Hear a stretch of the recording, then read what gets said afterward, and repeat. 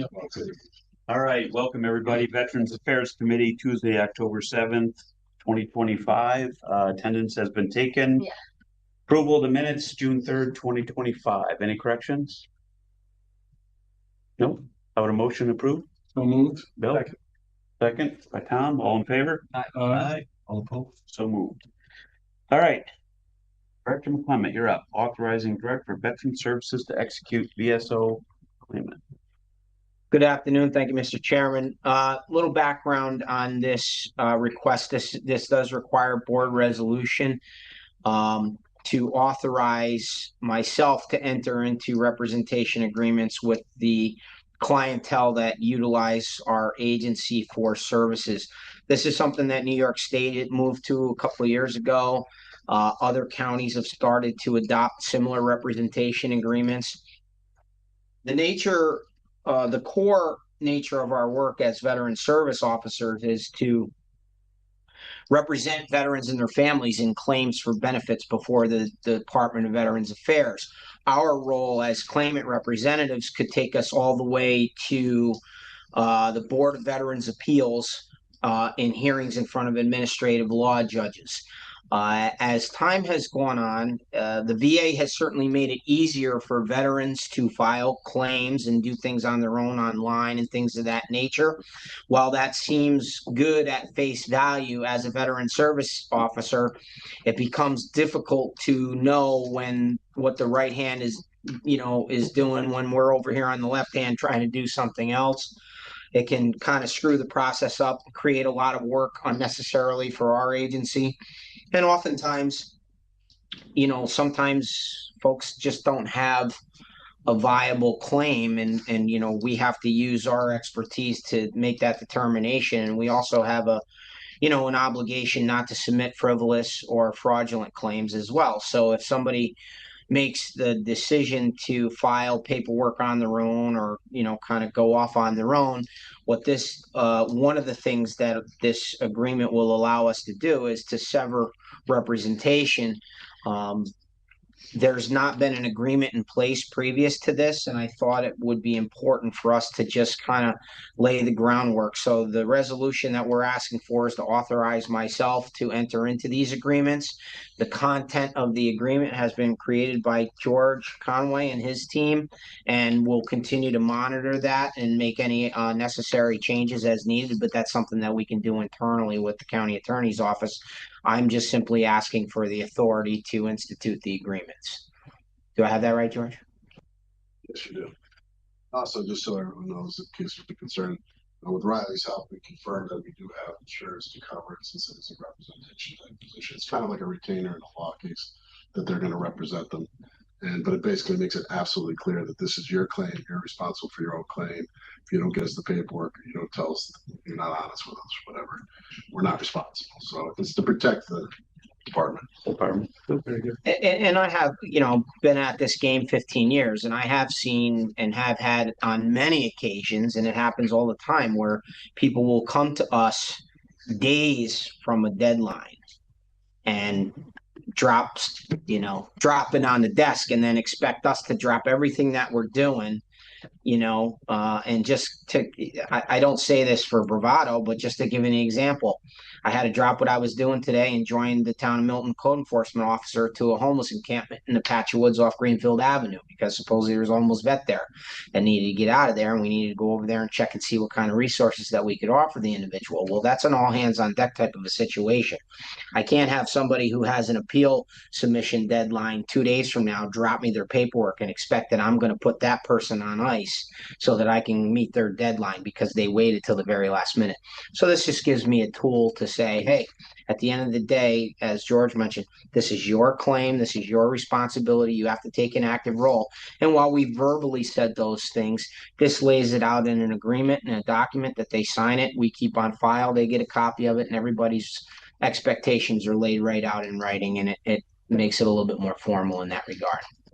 And it also gives me the opportunity, the simple opportunity to say, hey, you filed that appeal on your own. You're on your own. You're on your own. I can't fix that for you. Sometimes that happens, and it's, not always a pleasant conversation. And I don't like doing it, but sometimes you really don't have any choice in that. You have to dedicate your staff, the limited staff and resources that we have, to things that are, I'll say, worthwhile, and obviously we're willing to pursue, and not have to go over here and get on board with something that somebody's pulled out of the air and done on their own. That's not the way I operate. So anyway, that's the crux of this resolution. And again, the board resolution simply authorizing myself to enter into these agreements with our clientele. So that would be something that's right on the front end, your first piece of paperwork. Yeah. Right. And to give the committee a little bit of a sense of the direction that I'm going, as our volume has increased significantly, and the number of benefits inquiries and stuff, we've started to make small changes to our process. While I always enjoyed the more just kind of custom, homegrown, sit down in front of each other and talk it through. What are you looking to do?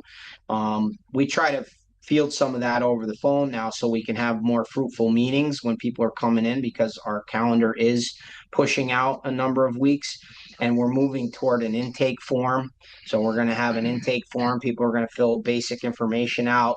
We'll give them that representation agreement. We'll give them the proper VA forms to authorize us to represent them in claims, as well as an intent to file form to hold their data claim. And we'll do all that stuff up front.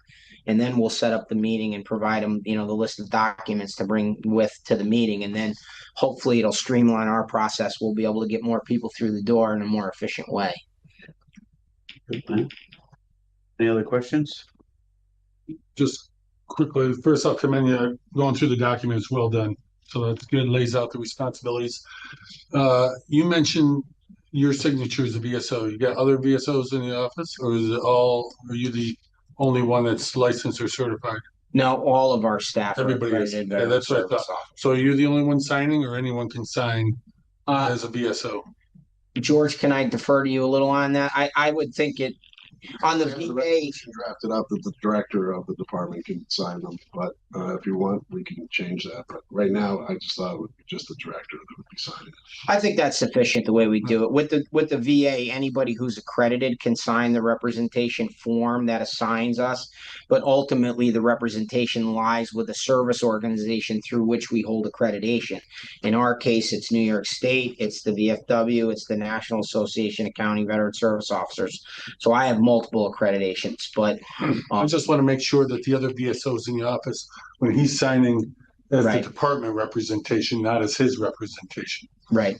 Yeah, That's all I want to verify. yeah, it's for the department, but I thought it'd be best if he signs them all, then he knows how many cases are in his Yep. office, who he's representing at that time. Assign it to whoever he thinks should be handling it. That way he can keep control over the number of them, what cases you take your responsibility for. All And, good. and technically, the staff in my office, the veteran, even though they have their own accreditation through the Department of Veterans Affairs, the way their job descriptions are written here at the county, they're operating under my supervision, and that's how we do it. The more routine tasks, they're all in. I don't micromanage on that. But anything that gets overly complex, or when we start to move towards an appeal that needs to go before the Board of Veterans Appeals, it's my guidance that they counsel with me so we can make sure we're moving in the right direction. Good. Any more questions? Move it. Motion by Tom, second by Robert, all in favor? Aye. Moved. Thank you. Can I add one more thing, Mr. Chairman, under other business? Sure. I normally give you guys a report. I wasn't able to get it together for the agenda deadline, but I did print up a copy of our activities report over the last couple months. I just wanted to distribute to the members committee. Just keep you abreast of what we got going on. So the other thing I was gonna ask you, Director, is, we won't see you before our next month's meeting. But why don't you give us an update on the Rev Run and then also to the YMCA program, please? Sure. Revolutionary Run, we're live with registration. We sent out some sponsor solicitations. We're starting to see some of those come back. Permits and insurance have been provided to the village of Schuylerville. We're working with our friends at FC4 Inc. again, as well as Fleet Feet Running Clubs. to try to drive participation. They're helping us execute the event. We've been working with the 250th Commission to get the reenactors there and stuff. So it's shaping up to be a good event. We are going to be executing on Saturday, November 1st. So registration starts at 8 a.m. and the race kicks off at 10 a.m. I would invite any members of the board to participate if they want to come to the opening ceremony. We'll have probably a good 400 people on site as we usually do this year. Looking forward to it. Hoping to get the active duty Navy sailors from the site to come down and service course, Marshals Force. They have in the past. So I'm waiting to hear back from them on that. I made the ask of the XL last week, so looking forward to that. So I think it's going to be a good event.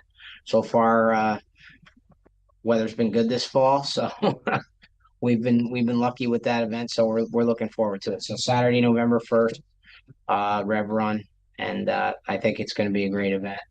The YMCA program that is moving along. I just asked Aaron Cassie, our program coordinator, to give me an update of number of participants. Right now, we have 23 active participants in that program.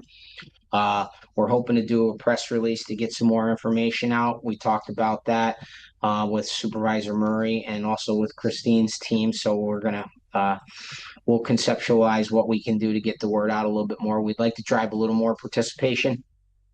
Like to move that program into some broader initiatives, health and wellness being one of them, because we know that that's a big that's a big way, healthy way to help combat suicide and mental health by just promoting opportunities for people to get out and do healthy things. And this partnership with the Y is pretty unique, and it's relatively low cost to us.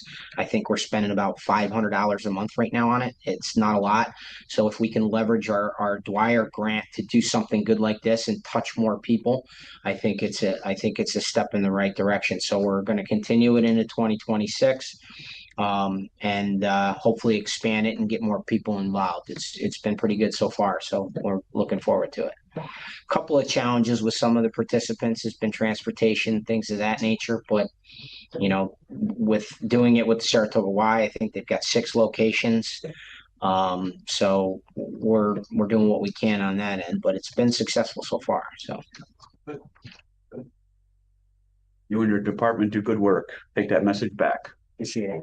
Go ahead. No, I got nothing. Go ahead. If I may, Yes. I'd just like to publicly recognize Director McClement.